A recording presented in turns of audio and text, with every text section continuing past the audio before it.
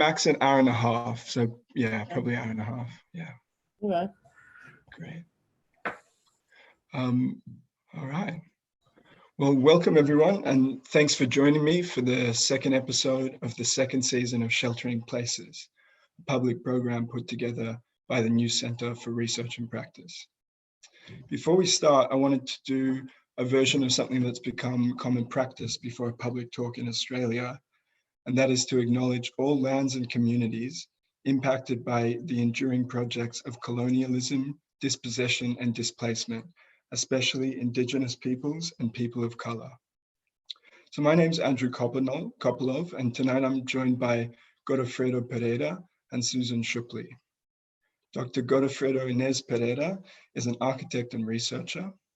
He's the program lead for the MA Environmental Architecture at the Royal College of Art, London. He was a member of Forensic Architecture, where he led the Atacama Desert Project, an investigation of environmental and human rights violations in the Atacama Desert. He is currently working on the publications of Ex Humus, Architecture and Territorial Politics in the Underground Frontier, is developing research on the Lithium Triangle across Chile, Bolivia, and Argentina, and is a co-investigator on the project Scales of Climate Justice, funded by the British Academy.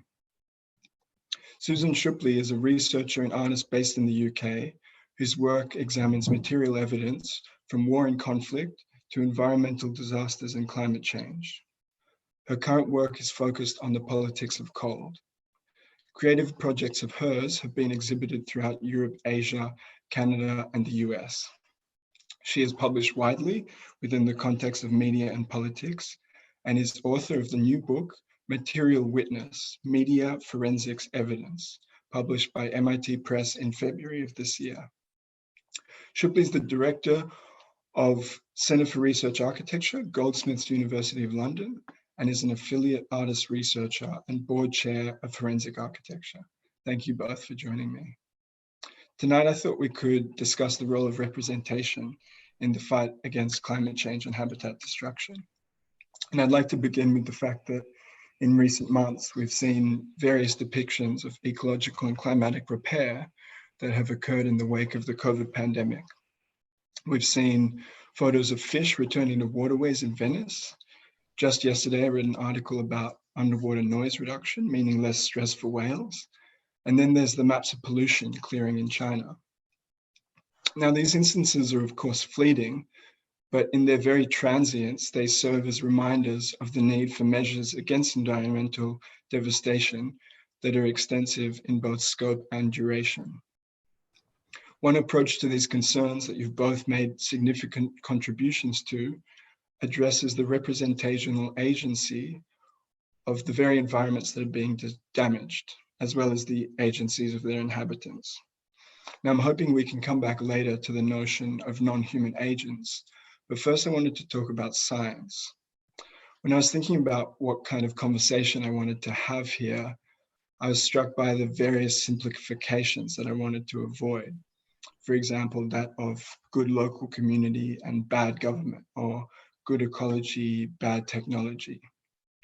And in both your bodies of work, there are numerous examples of particular forms of technoscience being used in tandem with aesthetic, juridical, and political practices to help fight environmental destruction. But how do we remain cognizant of the fact that such tools have had very different implications for different people in different places? The question is, how can we pass scientific tools and methodologies from their ongoing function as instruments of violence? And Susan, it would be great if you could start us off. Thanks. Sure. Thanks for the invitation, Andrew, and it's lovely to be in a conversation with Godofredo again. He was a recent visitor to the center, so it's nice to have a sense of continuity. I mean, obviously, the obvious way to answer that would be to look at the work that an agency like Forensic Architecture produces, which is always in some way completely entangled with the kind of the tools of mastery, the tools of domination and oppression, but then also becoming very kind of technically savvy in working with those tools and sort of redirecting them to other purposes. So a very simple example of that would have been the project produced using AI for the Whitney Museum for the biennial, right? Around the use of tear gas canisters and using machine learning to identify those within kind of protests, et cetera. So I think it goes without saying that any kind of technology has its kind of multiple kind of purposes, but I suppose in all of our practices, we haven't simply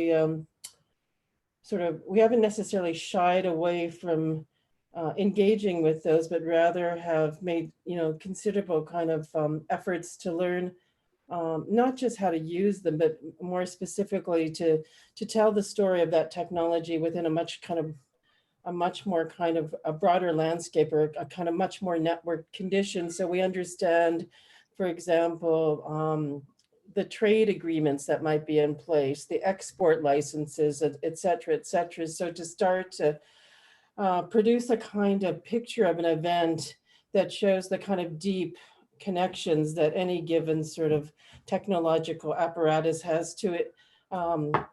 Infrastructures, also infrastructures of research and development that lead directly back into the kind of universities in which we're both embedded, for example. So I think rather than simply sort of remaining outside as some sort of kind of critic, it's to engage, but also to to do the considerable work that is necessary to understand the kind of logic that operates there.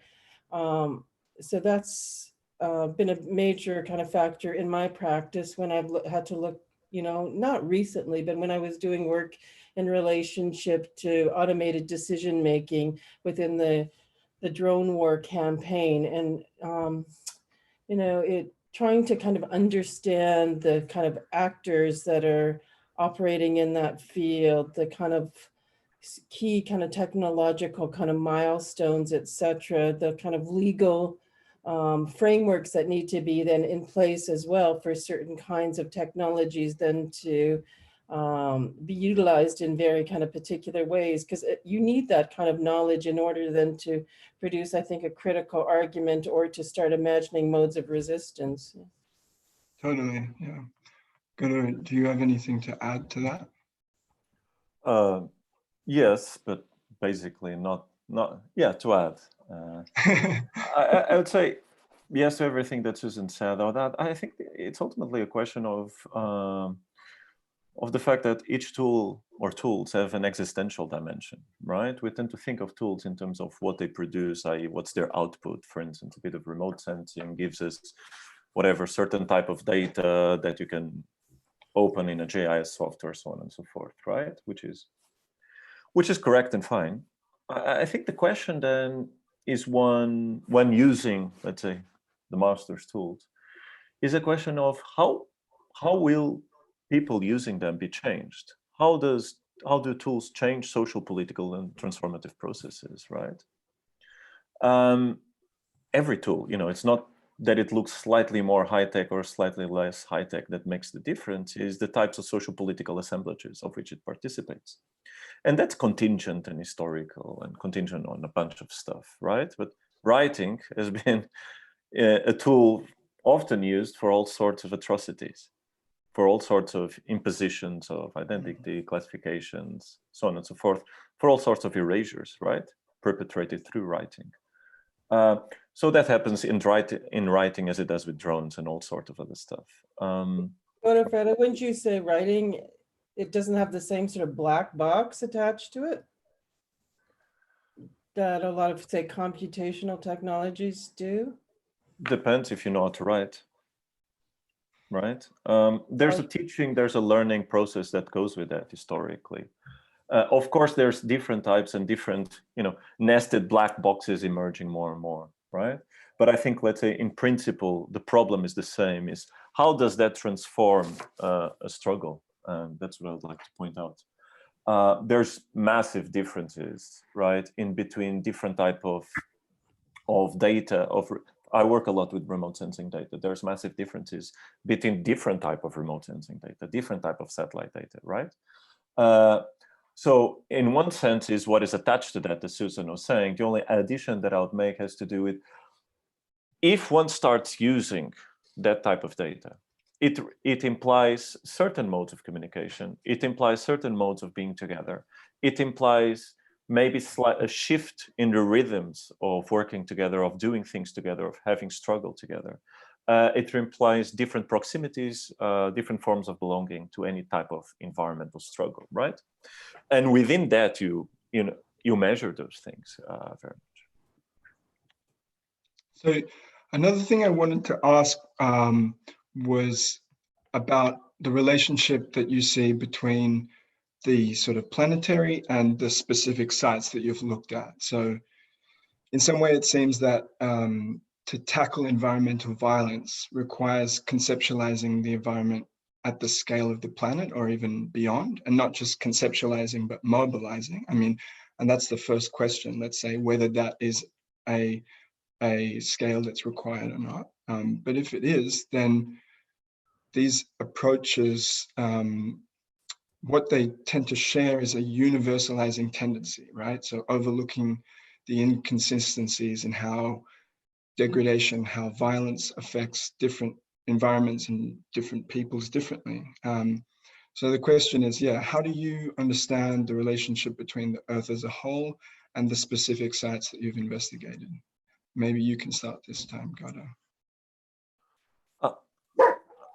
Let's say I'll prefer to approach it. I think one nice way is that in every dispute, you have claims about the differences, scalar relationships between what is considered to be local, global, and whatever. You have disputes between different ways of conceptualizing those relationships. It's very rare.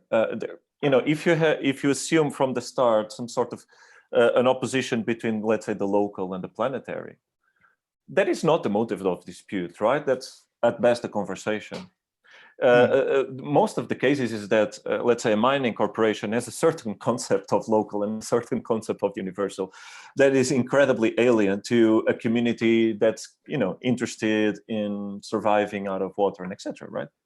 So it's not that one is planetary and the other one is local. It's more that you have different concepts and politics of, let's say, different ecologies of knowledge and different conceptual structures at stake from the beginning. So even the concepts of large and small, albeit in a few cases, they might even use the same word, right? You don't need to go to kind of a very radical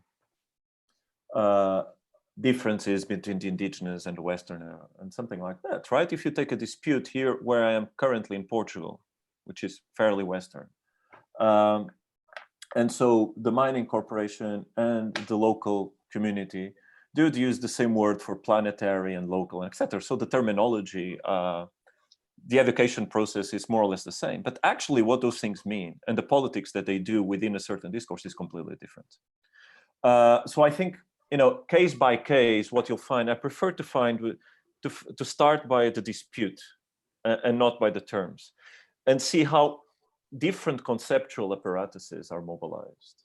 And in some cases, those conceptual apparatuses are mobilized, in the sense of that's how you speak, that's how you see the world, and etc. Some cases they're mobilized full of strategic punch, particularly, let's say, if you start analyzing the terminology that comes in the press releases of mining corporations. It's all about sustainability and ecology and blah, blah, blah, right? Far more sophisticated ecological speakers than any people that tends to suffer from environmental violence. So I think the scalar is always reconstituted. And the other point that I would say is to say that if you look, there's no lack of universalism in local claims, right? If you're demanding, or if you're fighting for rights, there are certain claims to universal in there, right? So it again does different work. One might say that mining corporations, on the other hand, are particularly local insofar as they have a very specific shareholder meeting, which is a very local meeting that they have to comply to. So those things are constantly reframed conceptually. Is that the same for you, Susan? And do you similarly start from a dispute, or yeah, where's the starting point for you in these? No, not necessarily. The starting point oftentimes, well, it depends in what mode I'm working. If I'm working as an artist, filmmaker, or as a writer, then maybe they're not exactly the same. My entry point is often at a very kind of diminutive scale. So I've always been interested in the small, the micro, the modest, the sort of, and then to try and unfold that into a much more kind of, in some way, to unfold the story of an 18.5-minute gap or a 5-minute audio transmission, and then and to see in what world something like that could actually exist. So to me, the scale, when I think about scale, to me, the scale at which one enters into a problem constitutes the kind of political horizon of that specific scalar kind of vantage point. I think what's something that has sort of emerged, especially within the fields that we're working with, is this notion that there's a kind of frictionless zoom from say a Google Earth platform into a kind of localized condition. And we're all very familiar with the capacity to do that using software. And I think, to me, that sense of a kind of frictionless kind of vertical movement through different kind of scalar realities, that to me is more the problem than the problem of scale. The idea that one can move between scales without any kind of friction.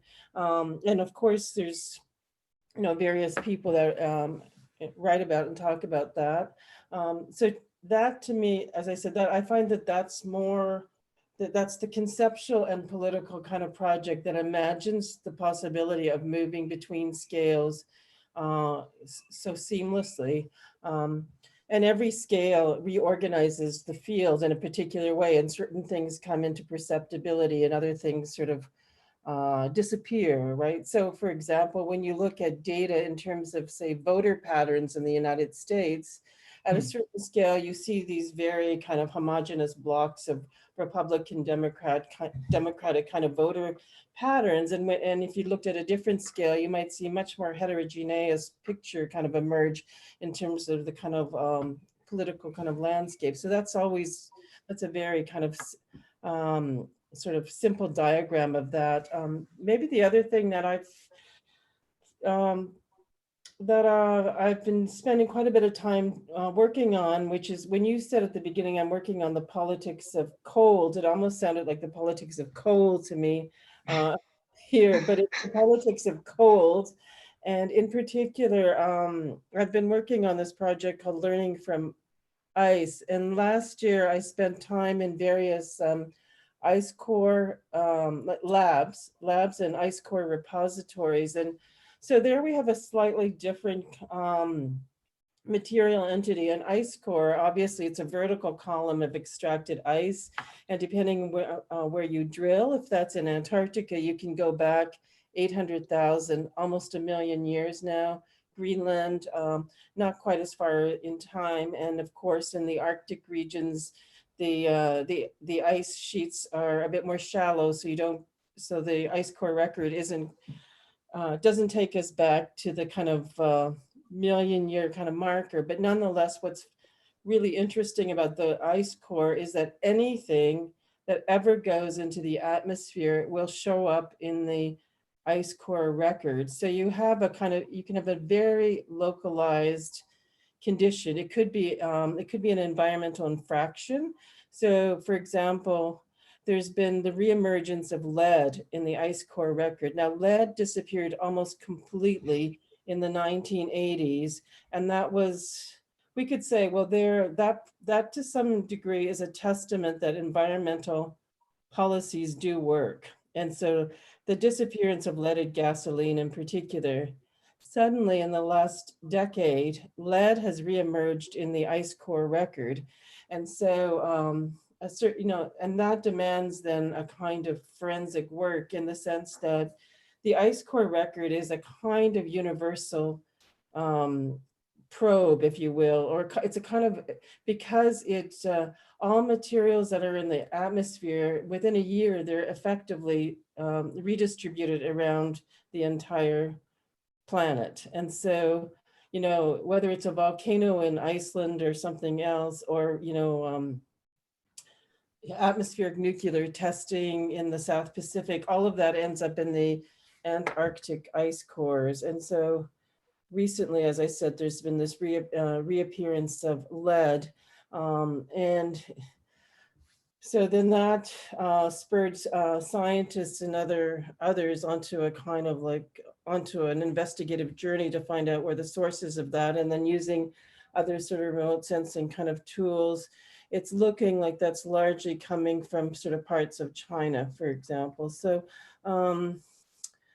there's an interesting relationship between the kind of planetary and the kind of local that is operating in a very kind of specific way within the kind of ice core record. So yeah, so in that sense, I think there's something quite productive about a kind of planetary process, the sort of global atmosphere kind of circulation that allows for the production of evidence that's highly delocalized, but then, you know, but then can possibly be reconnected to another part of the world again, right? And we see that with other kinds of like sediments that move, etc. The ice core record is just uniquely kind of high resolution as compared to other forms of Earth evidence, if you will. Yeah. Mm. Can I make just a quick point and to follow up? I think it's important to understand that the way that one frames scalar relationships is actually the way through which one contests environmental politics. I'll give it, I think there's a very simple example to illustrate this.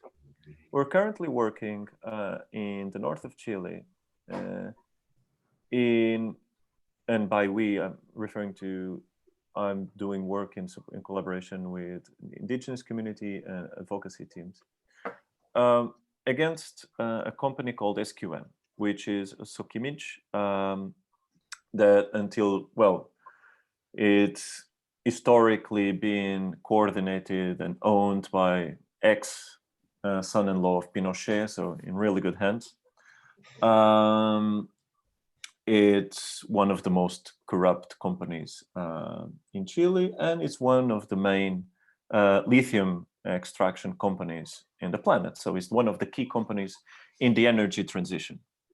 As you know, Chile is huge kind of a site for lithium extraction. It's one of the main reservoirs in the world. Lithium extraction is, as you know, framed vis-a-vis the planetary, i.e. The planetary transition away from oil into electrical and renewable energies. For that, you need batteries. For batteries, you need, amongst many other things, you need lithium. So the rights of future generations, the planetary, whatever, slightly greener future on the one scale, right? And then you have the local emerging. And the local in that case is the specific size of extraction, right, in that story. And of course, well, we all know that resource extraction doesn't come environmental friendly. And in the case of lithium, it goes by extracting water from brine ponds, basically. And in that brine, you'll find lithium. So you need to dry it out and etc. I can explain later if you need to know. What's at stake with that is that you remove water from local communities in a desert. It's kind of crucial. But also, and the struggle has been going on for quite a while in those terms, lithium extraction versus local agricultural and in many cases indigenous communities.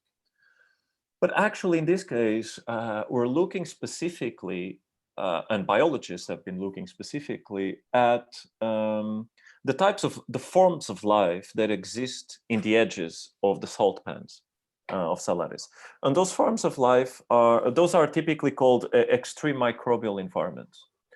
So they have bacteria and archaea, but particularly bacteria that have been around for 3.5 billion years. A type of bacteria that's been around for 3.5 billion years, namely cyanobacteria, that were crucial for one thing that in the history of life on this planet is called the Great Oxidation Event and processing the atmosphere and etc. that allowed life to emerge as we know it, more or less. And please refer this story to a proper person that knows how to explain it decently. Now, the crucial part of it is the scalar shift that it does. And suddenly, what is at stake is not SQM as the global and the planetary and that site as the local, but it's actually that spite allows you to speak about a planetary existence and the beginnings of life and the history of life on Earth is a crucial site to investigate histories of life and the production of life as we define life to be on Earth. And SQM is a fairly local micro-fascistic, event in the history of that. And so one of the moves is actually in contesting this in court is to change the frame and to change the time structure of the argument and to say, look, this is incredible because what we have here is a relationship of care between a geological structure, a water body, and extremophile bacteria that has persisted for billions of years. And that is incredibly unique, and that is now being destroyed, right? So it's framing it. So I think in any contestation of environmental disputes, precisely because of their entangled causalities, if you want, you have a contestation of the type of conceptual temporal structures that you're fighting for. And at this scale, what you have is two concepts of care, one slightly more capitalistic than the other, of course.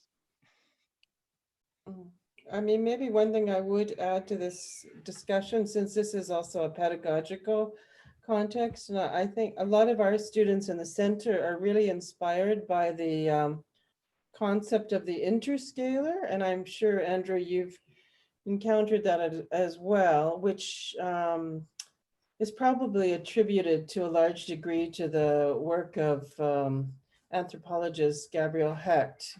She uses more the term interscalar vehicle, but the interscalar has been really kind of useful because in some way it allows one to negotiate incommensurate scales and incommensurate kind of realities. And the students have work a lot with trying to find some sort of entity that can mediate these incommensurabilities, these incommensurate, say, politics or material strata, whatever they might be, or conditions. And so the interscalar in some way is this device that allows one to sort of shift scales without necessarily producing some sort of form of equivalence, if you will. And so I find it's really kind of productive, and definitely within my own sort of artistic works, I've often tried to find some sort of material that I can use as a kind of entity for purposes of narration. And that material might move through very different contexts, disciplines, etc., have very different political and effectual kind of attachments. But it operates in some sort of interscalar capacity to allow, to enable, I think, a kind of, it's not narrative redistribution, it's narrative sort of shifts. And I think it's an incredibly kind of productive and operative kind of concept. And so that, for example, that in terms of the sort of kind of like prevailing discussions around scalar politics, the interscalar, I think, has been incredibly kind of useful to think with. Yeah. Absolutely. Now, I wanted to focus a bit on how you both understand, in what ways you understand material to have agency. So you've both done extensive work with material in terms of its evidentiary capacity, material as it stands in these various forums that you've mentioned. But I'd like you to really focus on what exactly it means for material to have agency, and whether, say, non-human agency, is that something that we should differentiate from human agency? And a question is, for example, in emphasizing the agency of material, are we in fact diminishing the role of humans or not? That's a question. Over to you, Godo. Well, in order to start answering that question, we need to put a few things on the table. First, that what is considered to be human is not agreed upon in that thing that we call a planet. And where the human begins and starts is more than a fact, is a problem and an object of dispute, right? So the entirety, I think in any case, in most of the conceptions, to my knowledge, the entirety of the human is material. So our bodies are full of material agency. Our brain is full of material agency, to the point that if certain material reactions and events take place, our bodies say different things. Vis-a-vis someone pointing a gun at you, you say different things. If you die, you say different things. So I think that's like to put, just to start there. Second, I think material agency, I think what you're referring to is, in the simple terms, is the role of evidence, right? And an entire conversation around how does, what is the relationship between the thing that in some way is evidence, the person or the expert or set of experts that interprets that evidence, and the entire social, political, institutional apparatus that allows that evidence to perform in some way, right? Because there's no evidence that performs by itself, and it performs differently if it's in a blog or in a court or at the table with a few people, having a coffee and saying this is evidence of something, right? So I think in none of those cases does it diminish human agency, because the entirety of human agency is made and built through material relationships. So voice is material, right? Linguistics, semiotics, the way that we communicate, gesturally, and etc., is full of material relationships. The history of radical politics is built out of attachments with objects, with fetish objects.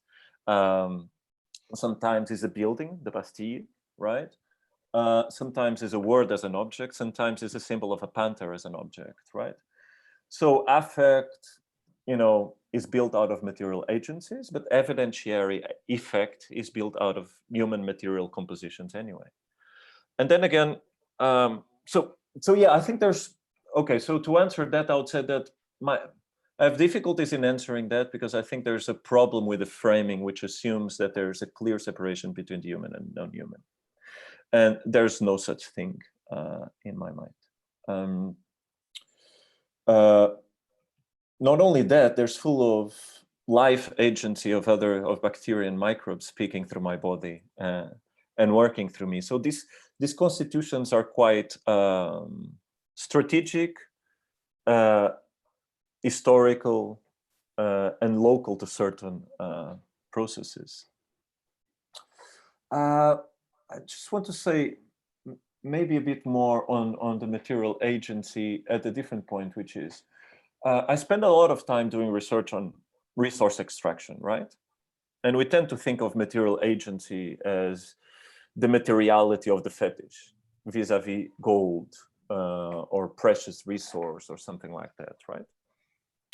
And not to spend time on that, but the entire anthropology of the fetish is an anthropology of disagreement, of people disagreeing about what is it that they're looking at and its power, and of something being powerful precisely because no one agrees on what they're looking at.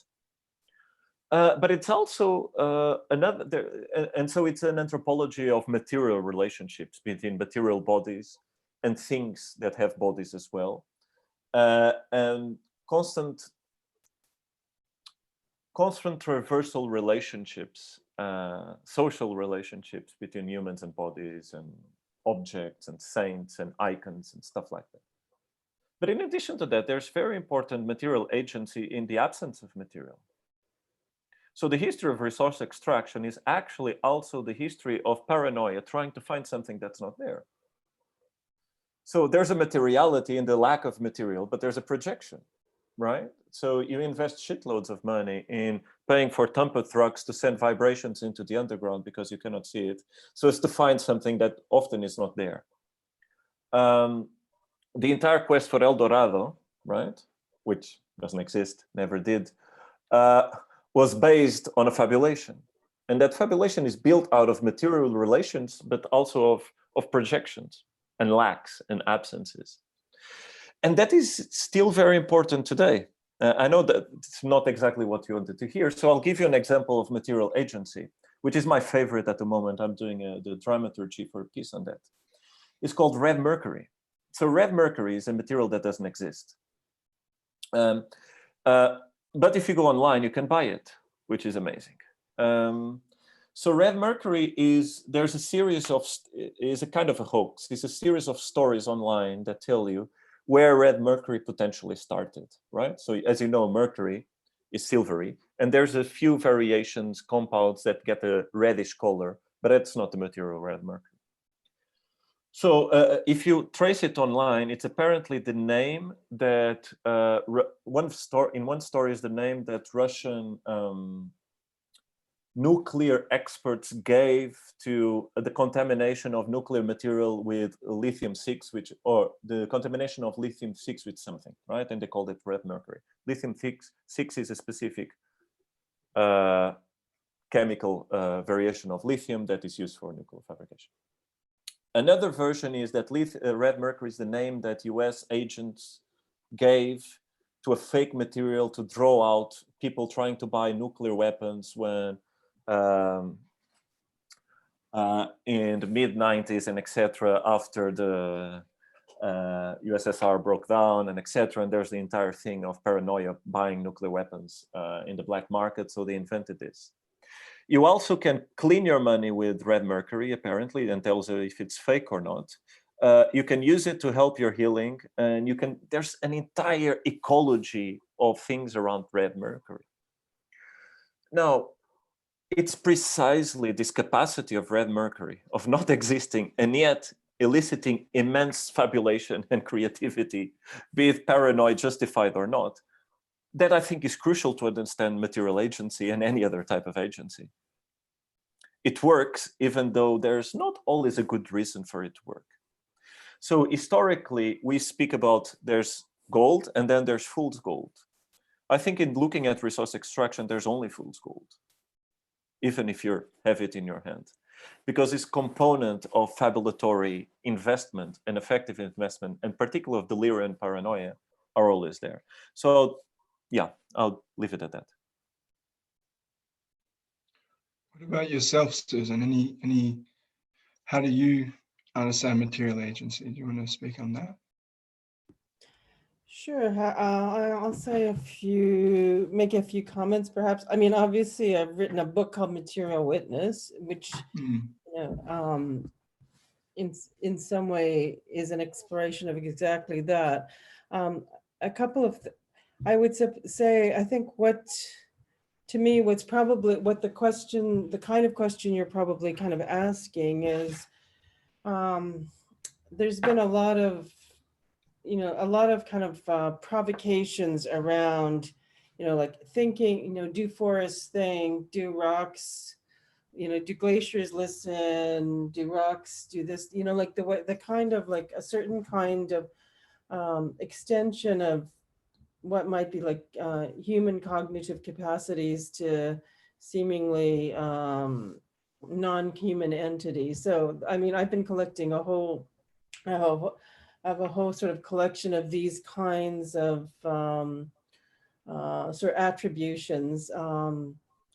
And, once again, as a teacher in the center, we have a lot of students who are likewise very kind of,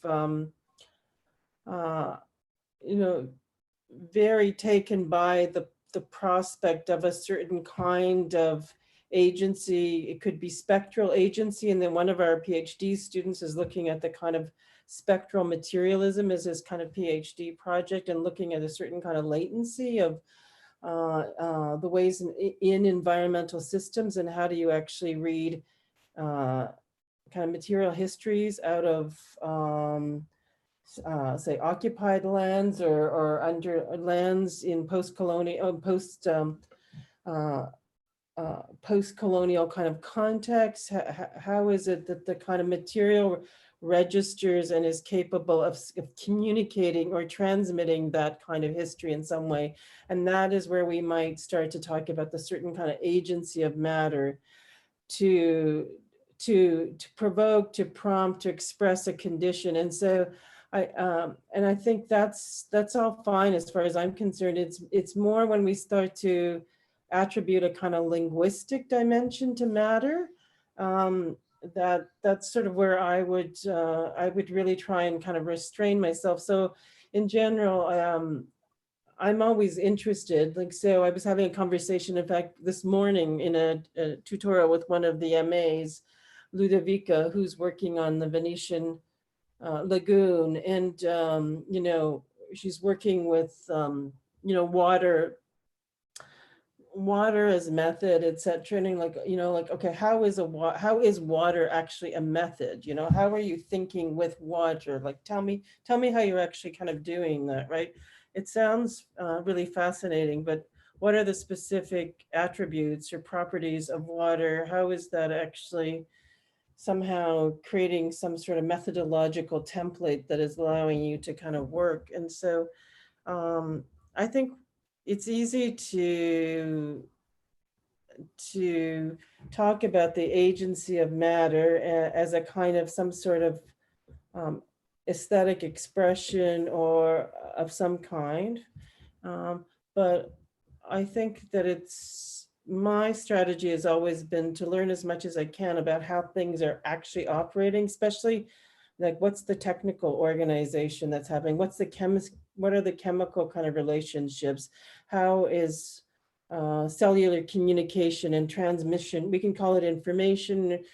And, you know, and biologists and earth scientists are always using the language of media and data, like they're using the language of informatics and information science, in fact, right? So I think, so the ways in which natural entities or environmental systems are furnishing kind of information, well, that information is actually probably could well be a certain kind of set of chemical kind of exchanges or energetic exchanges, if you will, from biological processes, etc. But they very quickly become translate into the sort of realm of information transmission, etc., etc. So we're doing this all the time, this sort of kind of linguistic kind of attribution. So I think part of your question gestures towards that. And maybe the other point that I think is really worth stating, and I remember, and there was a kind of interesting interview that Arthur Jafe was engaged with, and he was talking about Mark Lecky's smart refrigerator sculpture, and he was saying, you know, it's really hard to get completely excited about this sort of object, you know, because as a kind of black body, your whole history has been that of kind of where you weren't a, you know, you were designated kind of property. And we see that obviously right now at this political moment and this kind of like, this kind of ferocity with which that conception of the black body is still so prevalent, right? So the kind of the sort of enchantment with matter isn't, I think we also have to sort of question our own sort of enchantment, if you will, or fascination with the material world when the sort of object subject categories are so deeply kind of politically kind of problematic. So the sort of, if matter is on the side of the object and the human so-called on the side of the subject, we have, as Godofredo was saying, the kind of like who gets to call themselves human is not, is still up for dispute, if you will, right? And I think that sometimes that's my criticism, if you will, of perhaps some of the work in what was called new materialism, probably still is there certain kind of like fascination with the material affordances of our world, but understanding that the category of matter is still deeply problematic in so many kind of ways. And I think the lure of materials needs to also be questioned. So, and I know that I guess the sort of theoretical and conceptual kind of impulse to expand the kind of, and to expand, to take seriously kind of like more than human worlds is what I think is a really kind of important and really politically significant kind of move. But sometimes I think that that fascination with matter, and I see this in a lot of art projects, I have to say, like a kind of like zoomed in detail of moss or some sort of geological kind of formation. And it's like, we have to understand, we can't sort of like, I think that sort of kind of like telescopic or kind of like that sort of kind of reductive kind of focus into the kind of material molecular realm still needs to be part of it needs to be part of a kind of larger context. So when you're looking at something, even if you're looking at that sort of micro scale of the internal life of some sort of organic entity, we still have to understand in what world that entity can exist and what is it that allows me to actually have access to that, etc. You know, what are the epistemological frameworks that set that up in particular ways, etc., etc. So yes, in as much as I've written a very extended book around, around the ways in which materials produce evidence or register evidence of external events, it's always has to be coupled with a kind of deeply kind of reflective kind of practice that interrogates the very ways in which those kinds of attachments are produced. Yeah.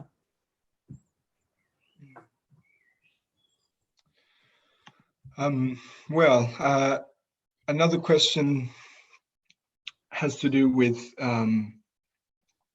how your respective bodies of work have led you to understand, and this is something you've both, of course, touched on even in this conversation, but to state it again, there's a question about whether humans are inside or outside of nature, and whether, like, dependent on your answer to this, that sort of informs your approach to, say, tinkering with nature. And, you know, so for example, if we are to give environmental phenomenon like rivers rights, which is something you both, you know, I know that this is familiar to you both, then the question is, does that mean that we can't tinker with it after that? Or, you know, how do we understand intervening in nature, and are we a part of it? What do you think, Goda? Again, I think a few examples might help, right? So for instance, in the Atrato River in Colombia, it was granted after many years of struggle by local Afro-Colombian communities, it was granted rights. So what was granted rights was the river and what was understood as being the river. It's not that line on the map, right? It's a series of environmental relationships. So it's tributaries, it's kind of ecological and ecosystem that lives in direct relationship and reproduces the river to a certain extent, even though ideally it would have to take into account certain weather patterns that allow rain to deposit in certain mountains to absorb it and to start releasing it, right? So those things are sites of jurisprudence, but of immense creativity, I think. And there's multiple rivers being granted rights in the last decade across the world. In the case of the Atrato, is through biocultural rights. So it's communities that are actually slave communities that inhabit the region. That's, you know, it's a very complex region, polluted, a lot of it through gold mining, particularly. So a lot of people died because of gold mining, contaminated. There's all sorts of other violence. So granting rights to the Atrato is converting the Atrato in some sort of device, actually, in a way. Now, in India, I forget the state in the north, they tried to grant to the Ganga rights, human rights. Now, the Ganga is a living being, is a deity. So to grant a deity human rights is somewhat downgrading it. And one of the main reasons why they try to do that is because pollution, because it's incredibly polluted river. There's a lot of industry that discharges on the river, but there's also an understanding that is a deity and that the river has almost endless eternal capacity of self-regeneration. So again, this is slightly different politics, and it's slightly different different forms of biocultural relationship, if you want to use the other framework from the case of Colombia, that were disputing what the river is in the first place, where it ends and where it starts. The point being that if you're a tourist, the river has a very specific entity that it's there next to the shops in front of the cafe, right? That's the river. Rivers exist as with anything else. It exists across multiple dimensions, and to define, is it the same river even, is a problematic assumption because it's not. It participates again of different social environmental assemblages. Again, in New Zealand, human rights were granted to rivers because rivers are brothers of local indigenous communities and etc. So there's a relationship of kin, right? So all these,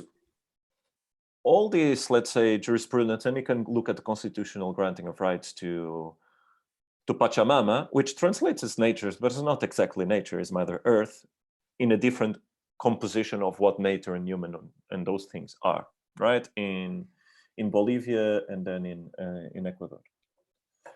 And all across the world, even in the United States, in the UK, there's all sorts of more local level environmental jurisprudence, quite creative in its attempt of speaking about social environmental relationships and different forms and different conceptual apparatuses. So again, I think the question of nature and human are useful tools to speak with. And depending on your politics, you might decide that they're quite useful or not. If you're concerned with environmental, let's say, justice, and if you're claiming that environments are social and human and part of all of that, then sometimes the word nature has a certain track record of being something distinct from the human that forces you to do a lot of work.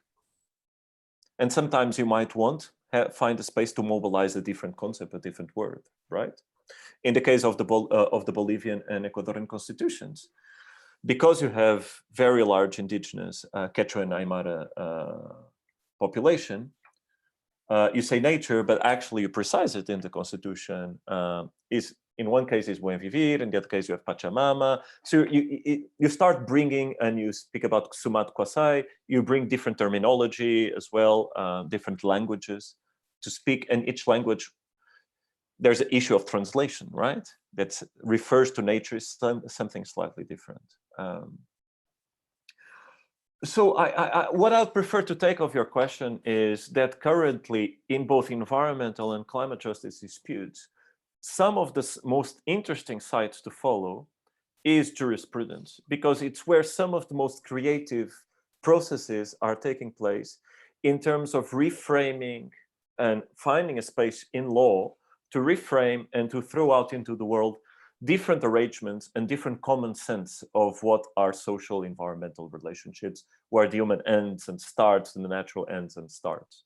They're strategic, they're contingent to very specific colonial history, different colonial histories, different local struggles, so on and so forth, with different capacities depending on the kind of space in law in which some space was opened, right? But what I prefer to say is that, yeah, it's very interesting to follow what's happening in jurisprudence today. Maybe the only things that I would add, I think it's when Godofredo is talking about jurisprudence, I think there's that's very interesting in and of itself, because within the Anglo-American tradition, jurisprudence is the sort of, it's the written history of legal doctrine. And whereas within a kind of, say, French legal tradition, jurisprudence, and certainly this is where when Deleuze was writing about jurisprudence, jurisprudence was much more around the creation of new rights. And it's not, so it's much more future oriented than the English understanding of jurisprudence, which is really looking at the history of legal doctrine, thus precedent, right? And so even jurisprudence as a concept has, I think, very productive valences when we might think about jurisprudence as a kind of, as a creative enterprise and the sort of crafting of new rights, but when jurisprudence is a kind of, has a doctrinal kind of valence, then we're talking about a whole set of legal strictures that are actually can be extremely kind of reductive. The one thing, I guess, Andrew, you used the word tinkering a few times, and I guess maybe just reflecting on that, what I think one could also tease out of your question, I suppose, is, and Godofredo said a lot about rights, so I maybe just mention that when we think about things like national parks, national reserves, there is a kind, the notion of tinkering comes into play because oftentimes, and I'm from Canada, we have a lot of national parks, and we also have a lot of protected areas that are protected because they were completely logged. And now, or you might have very small clusters of, like it's very, very rare to have a kind of forest that was never kind of logged. So-called virgin forest, there's a few like on Vancouver Island, etc. But by and large, when you have the kind of consecration of a kind of land into a national park, there's also a way in which there's a determination made as to what is the kind of natural order of things, and a lot of activities are and resources are mobilized to maintain that sort of nature preserve in some sort of state. So some determination has been made as to what constitutes a kind of baseline for a given ecological kind of, let's say, domain or sort of region, and therefore tinkering is a problem, etc. But I mean, so I'm really interested in these kinds of discussions around like environmental modification, but especially when they presuppose that this is something entirely kind of recent, right? Or that they imagine some sort of kind of moment that we're going to actually kind of valorize as the kind of as the condition that's worth preserving. And of course, when it comes to thinking about the national park system, I'm pretty sure Rob Nixon, when he was giving a lecture at the Centre for Research Architecture, when he was participating in a roundtable, I'm quite sure that he said that when Yellowstone National Park in the United States was first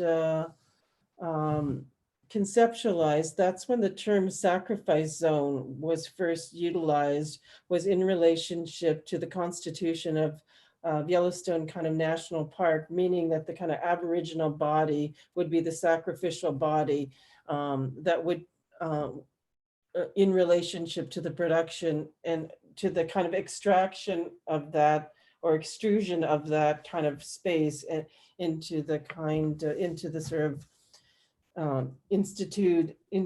infrastructures and governance of a kind of national kind of park sort of system. So I've deviated a little bit from your question, but I do think this notion of kind of tinkering in relationship to environments is really kind of, it's super kind of interesting because of course within say contemporary architectural studies, we might be more, like geoforming and geoengineering are very kind of like sort of very kind of contemporary concerns, and a lot of students are starting to work on this on these kind of projects.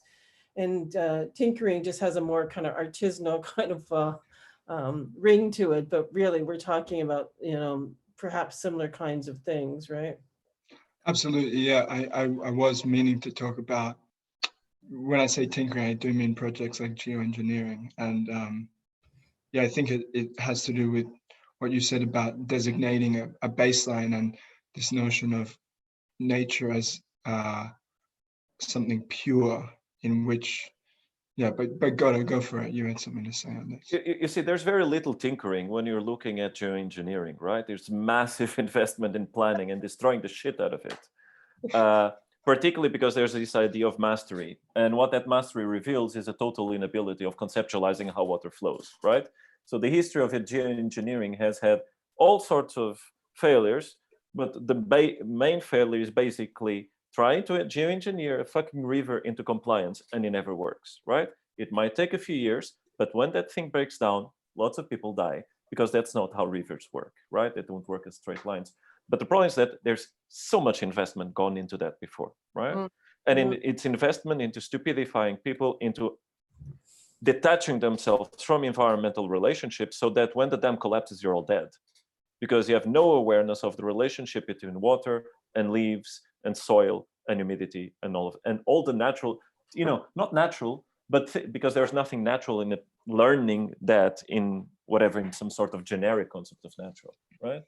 So to put a few things straight, I think natural is, the idea of natural and non-natural, human not being natural, is one of the most reactionary and unenvironmental ideas that one can have, because I often do the exercise with my students: point at yourself and identify something that's not natural. And if they say the headphones, I point at what it requires in terms of resource extraction, and very much a natural material that went into there. You might want to define things that destroy the environment as not natural, but that's not the work that the world tends to do anyway. So what even in the most loving and caring form of relationship with the environment, you have forms of intervention, right? That's what every animal, you're not going to complain about animals that dig a burrow and whatever. Yeah, that's not natural. So the entire concept, the entire distinction is just badly built, actually. I think it's just bad.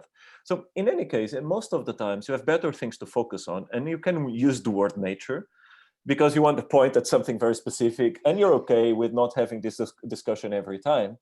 Also because it's so established that you need a different, language is a type of social contract, yeah? Is a contract on what things that you use to in some way elicit reactions from other people. And to fight the word nature, and one thing is to say that it comes with all sorts of problems. To replace it by something else, you do need a social political transformation. You need different social body. You need a different pedagogical system that starts bringing other concepts, right? So I think in law you'll find emerging very interesting things that create then institutional spaces, and institutional spaces that allow space for other types of words and relationships between words, right? But just in case it wasn't clear before, geoengineering and natural parks, for example, there's nothing natural about the natural park, right? In the sense of what the word natural is supposed to mean.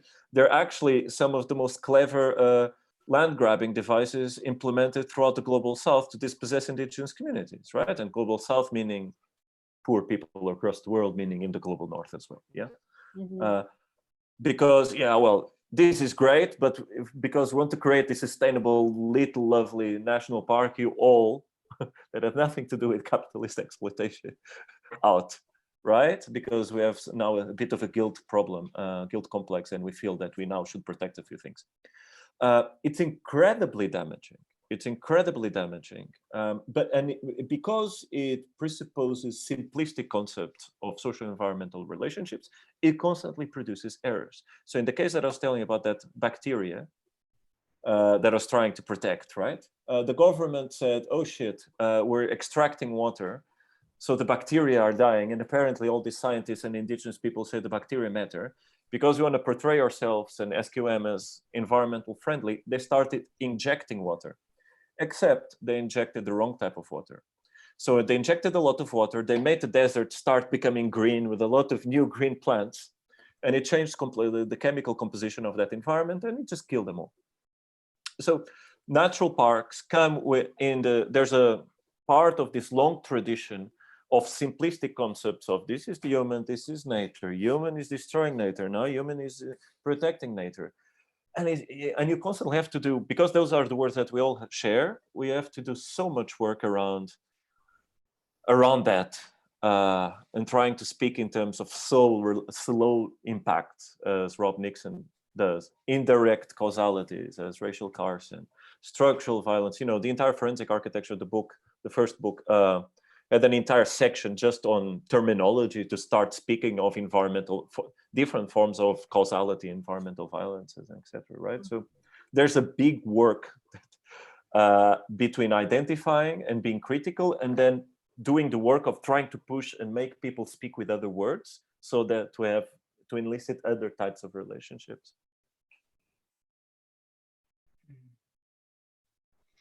I mean, makes me think about, you talk about intervention as being a given in a sense, as an so geoengineering as being fraught with many issues, but that in any of these situations, intervention is something that's a given.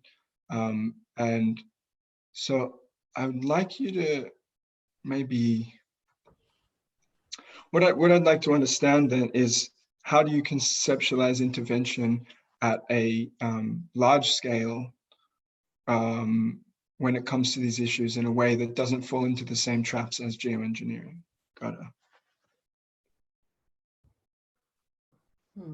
People have been doing forms of what you might call geoengineering at large throughout the world for a long time, right? And not all of it is good. I was referring specifically to, through the use of the word engineering,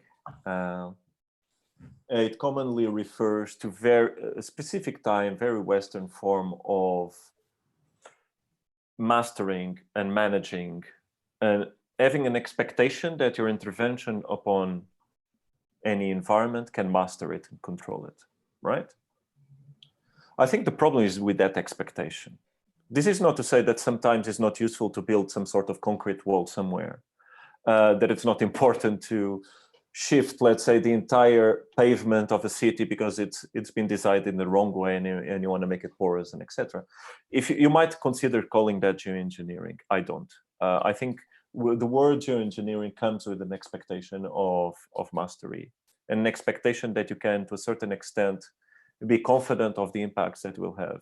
Now, what you'll notice, even when you're doing the most simple things, which is to introduce, let's say, a plant that is able, a very common problem. Nowadays, architects discovered that, in landscape architecture for many years, started to use more and more vegetation as a way to deal with contamination, right? So there are certain types of vegetation that can process toxic substances and chemicals and etc. Which seems such a lovely, beautiful, far more delicate form of intervention, right? Except you sometimes produce invasive species, and just a trickle down of that is a disaster, right? So it doesn't mean that you shouldn't try sometimes to do things. They have to be done, right? It means that you have to be incredibly careful. So I'll give another concept to add to, Susan mentioned interscale, right? In the Atacama, a concept that we often use that I have no idea, probably someone else already wrote about this in some paper, it's intertemporal. Because it's not intertemporal in the sense of typical discussions on the Anthropocene of geological time scale versus human time scale versus nuclear time scale. That's more and short across the same way of counting time, yeah? Intertemporal, I mean encounters between different concepts and practices of time and of relationships of care across time. How do you speak about temporal relationships with the ancestors when for certain people the ancestors are dead and certain people the ancestors are there with you? Yeah.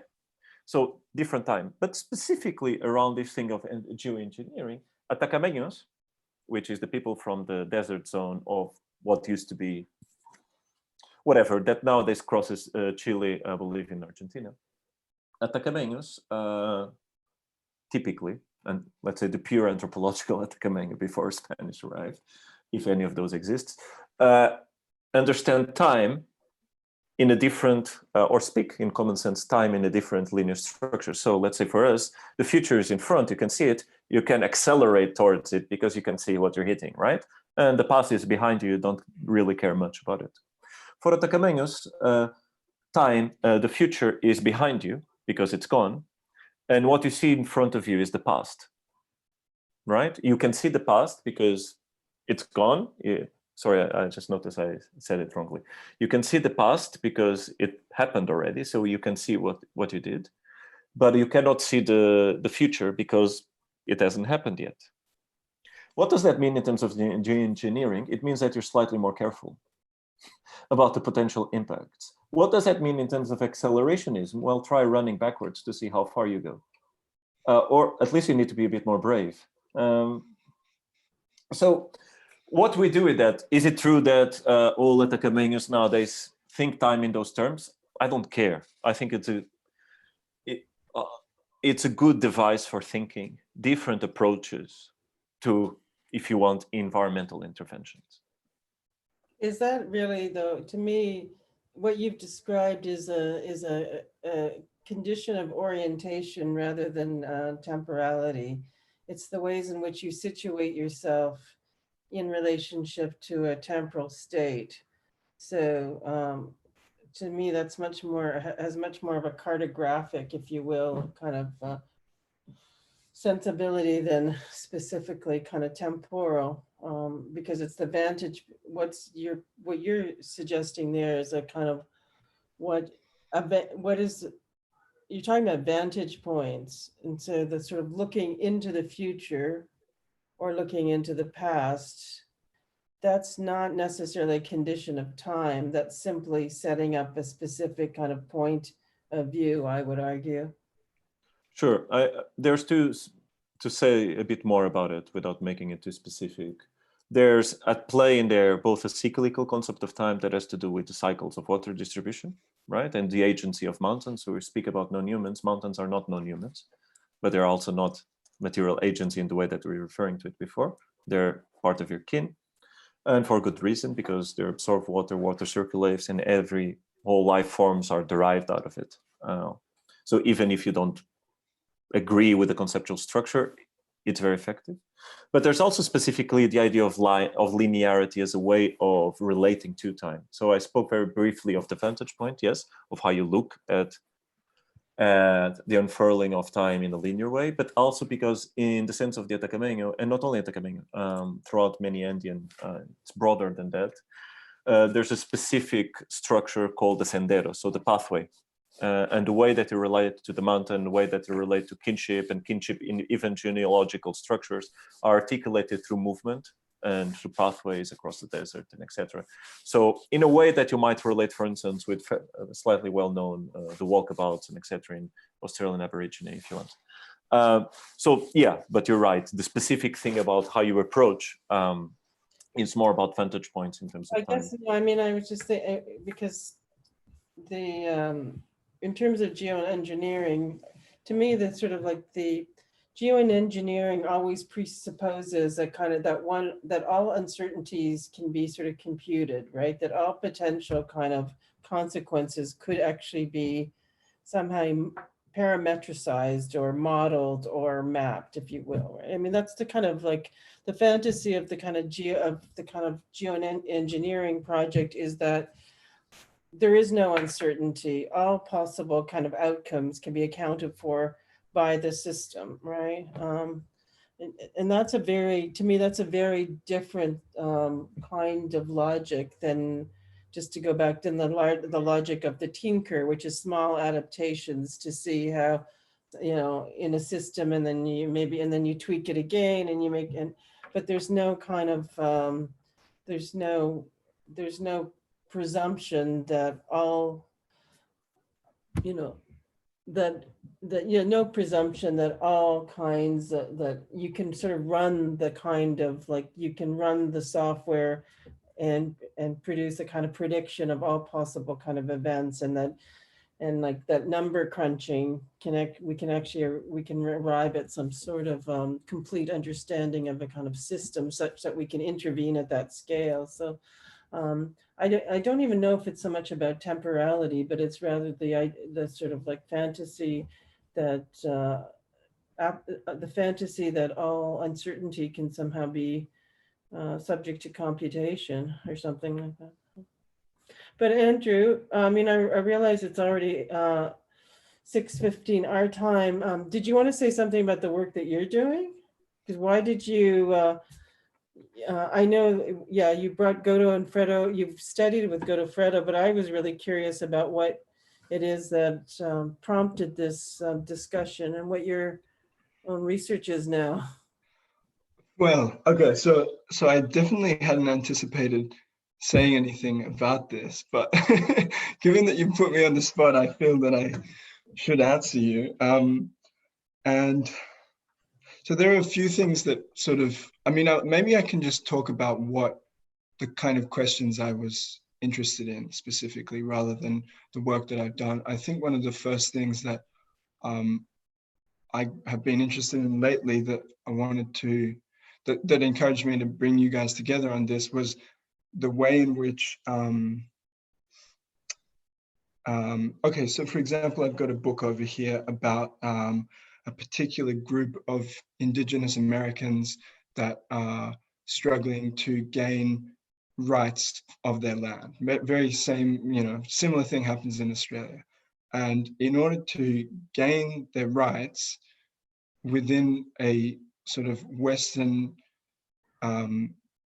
juridical framework, within the law of the states, they have to provide evidence, right? And this proves a great problem for them because this particular group of people have a very, very strong sense of secrecy within their community. And in order to provide evidence, they have to break their secrecy. So there's this thing about, similarly, someone that you both know, Adrian LaHood, did some work on the Ngara canvas, which is an Australian, which it's a piece of artwork. It's also a map produced by a group of Australian Indigenous artists.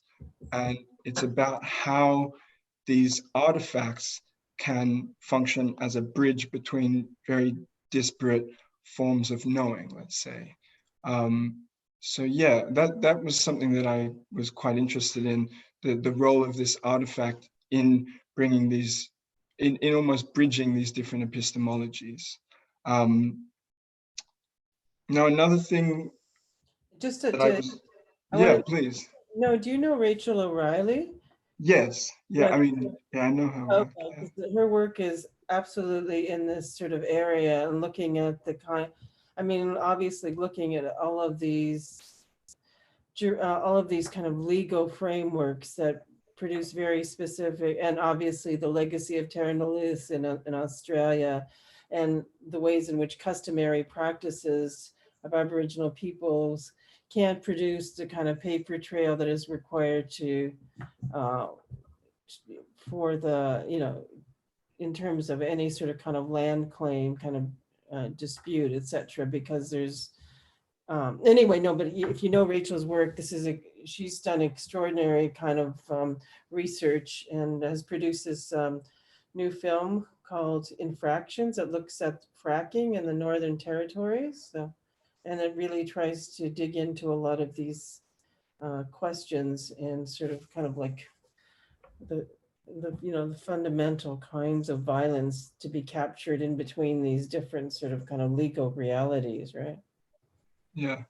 Another thing, I mean, now, just to add another thing that I've been interested in that I wonder how you guys both see it. There's a particular engraving that was made in Australia, and the engraving was made in 1865. And the title of the engraving is something like Captain Cook taking possession of the Australian territory, 1770. And the interesting thing about the engraving is that it features in it a Union Jack flag, in fact, 2 Union Jack flags. But the thing is that the Union Jack flag didn't come around until 1805. Now that could have been just a sort of, maybe it's most likely that it was just this kind of accidental anachronism. But I think there's something really interesting there in the production of images or of artworks that sort of help to calcify these like historical fictions in a way. So in this case, by having the image of the Union Jack, it lends some kind of legitimacy to the British claim because it speaks about a unified Britain that didn't in fact exist at the time of this colonization. So I don't know, have either of you got anything, does anything come to mind when I talk about these images that that present and help to crystallize historical fictions? Of course. I want to say 2 things to both, right? So one is the historical fiction, but before, so I'm currently doing a research project with Adrian, right? Across Chile and Australia and UK, precisely looking at the types of objects, the role of certain objects within claims for native title. And yes, to a certain point, sometimes certain, for instance, in Chile, there's a lot of work being done, not just through bacteria, but it's been done through geoglyphs, right? Which are markers that the desert was never empty, yeah? And are used by indigenous communities in collaboration with the archaeologists as a way to claim territorial belonging, right? No, the point is, it's not, one cannot derive a methodology out of it, but because it's not that suddenly, oh, there's an artifact that is able to communicate across incommensurable perspectives and people get it. No, it's essentially, mostly it's brute force to a certain extent, even though you tend not to have much access to brute force. But it's political pressure, right? Political pressure, media pressure, social pressure, public pressure, and sometimes certain things open up. Unfortunately, I think at the moment, for instance, is Chile signing to and many other countries across the world signing to ILO 169 was such an important treaty for indigenous and environmental struggles, and a lot of countries are unsigning out of it, trying to. So more and more countries in recent years are claiming to unsign out of environmental and indigenous land rights treaties. So that doesn't help. And immediately the space for this type of devices, it's erased out of institutional form, right? And there's always a good enough group of fascists and racists in every country to make sure that we move back as far as we can, as happening today. So I think those artifacts are incredibly interesting, but they don't replace political mobilization.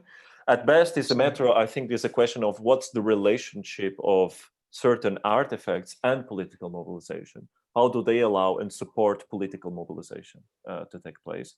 And hopefully in an intersectional form.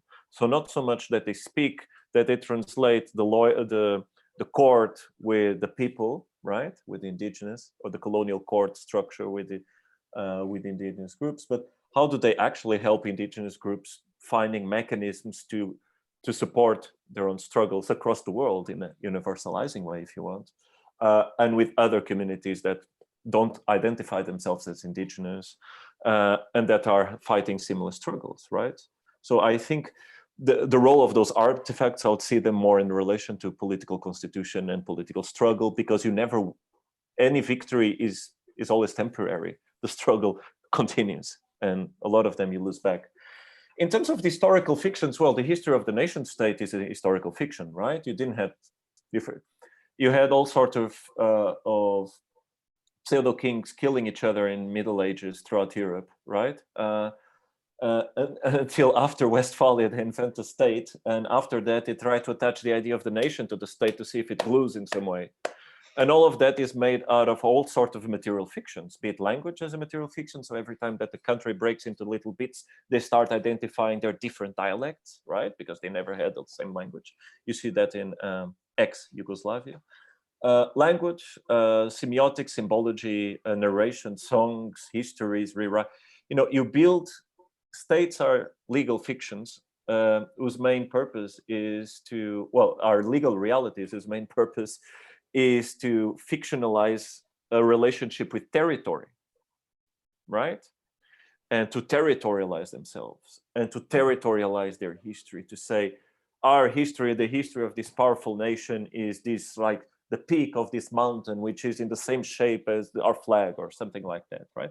So these are nation states do this, but any power structure mechanism does that. You know, you see corporations doing these same devices of trying to naturalize them or to territorialize their existence, right? To say we're natural, we're imminent to this land, right?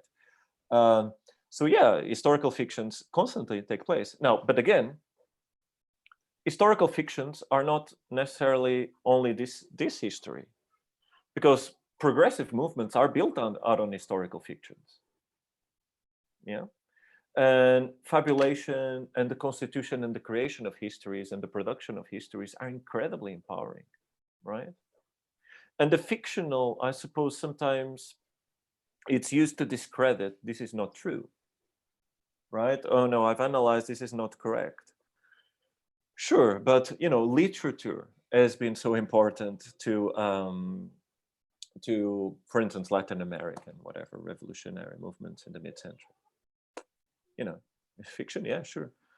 So historical fictions can be, again, fiction is such a creative, productive thing.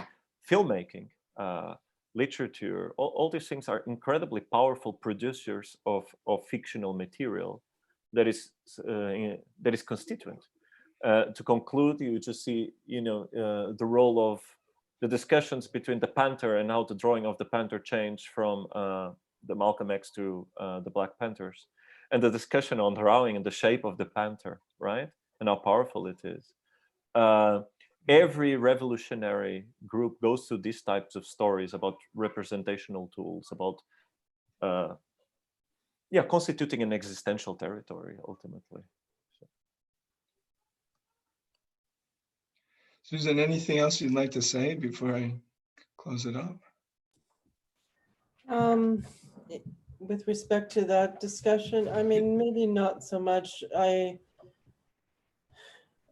guess because Godofredo has been talking a lot about Chile, I was thinking about it's not my favorite Guzman film, but I can't even remember. Oh, The Pearl Button. I guess I was thinking of that film, Patricio Guzman, where he goes to a museum, I believe in Santiago, and sees this rusted sort of artifact, and he sees a pearl button that's somehow kind of like encrusted on this piece of metal, and this enigmatic object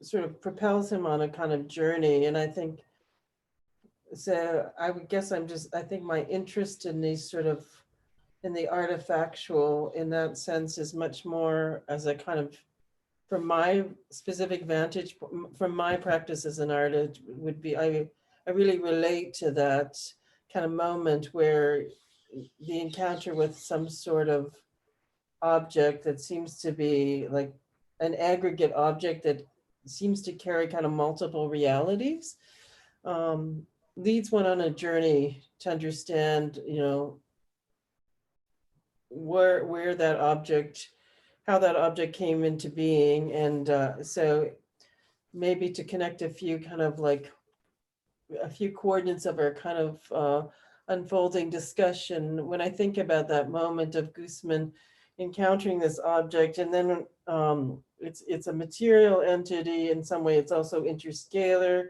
It allows him to narrate this kind of whole history of indigenous people that moved along the coast of Chile and were very kind of connected to the water, but with a much more recent past of the dictatorship and bodies that were thrown into the sea attached to railway ties. And I guess that's actually the origin of this object that he finds in the kind of museum. So there's a kind of cultural object that's a kind of, it's a byproduct of a kind of political event, but that allows him to then sort of unfold all of these other kind of histories, including, the very processes of an entity submerged in water that's undergoing these kind of aqueous kinds of kind of chemistry, if you will, also allows him to enter into a different kind of registers with this sort of project. So those are the kinds of objects that have always sort of captivated my imagination,